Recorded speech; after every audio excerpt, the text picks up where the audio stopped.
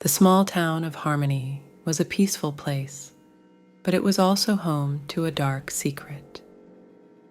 In the old cemetery on the outskirts of town, there was a grave that was said to be haunted by the ghost of a little girl named Emily. Emily had died tragically at the age of 6, and her ghost was said to be restless. She would often be seen wandering the cemetery at night, her long white dress flowing behind her. One night, a group of teenagers decided to visit the cemetery. They had heard the stories about Emily, but they didn't believe them.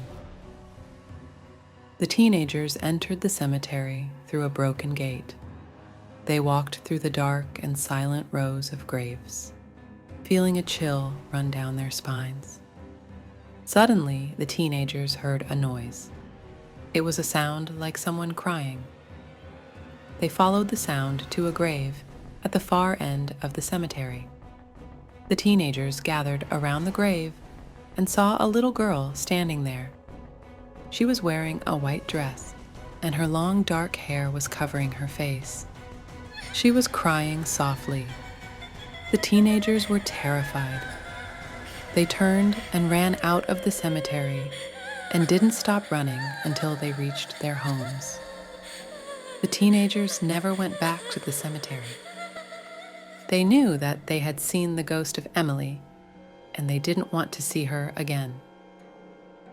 The story of Emily's ghost is just one of the many ghost stories about the old cemetery in Harmony. The cemetery is a place of darkness and sadness, and it is easy to believe that the ghosts of the past still haunt its grounds. Some people believe that Emily's ghost is still restless because she was buried in an unmarked grave. Others believe that she is haunted by the trauma of her death. Whatever the reason, Emily's ghost remains a mystery.